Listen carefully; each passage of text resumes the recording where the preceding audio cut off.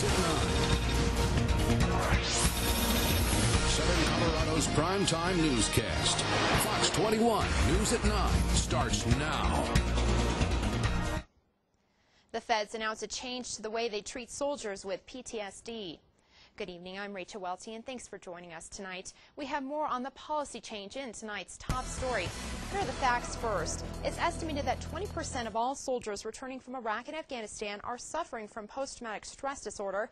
PTSD can have crippling effects on soldiers as they try and deal with the horrors of war. But now the federal government is making it easier for them to get the treatment they need. Fox 2's Chris Ornelas spoke to the head of the Wounded Warrior Support Center today about the development, and he's here with more. Chris? Well, experts say that our current military situation is unique in American history. They say we've never had soldiers exposed to such prolonged combat with little or no time to decompress between deployments. And it's beginning to take a toll on our soldiers. During his weekly address, President Obama announced the change in policy that will make it easier for soldiers to get treated for PTSD. The president says that as a country, we have a solemn responsibility to ensure that veterans with post-traumatic stress disorder get the help they need.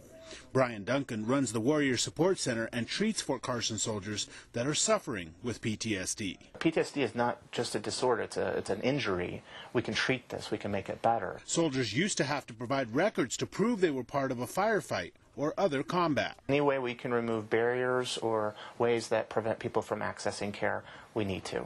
But now they will only have to show that conditions surrounding their time and place of service could have caused PTSD. I think it's going to be, good for the soldiers and good for the providers, both military and civilian, to not have to, sort through records and do all that. We can just get to the business of healing people. Now soldiers will have an easier time getting help to cope with what they saw and what they did in combat. People can regain some of their functioning, regain parts of their life that they're really struggling with or suffering with. That's unnecessary.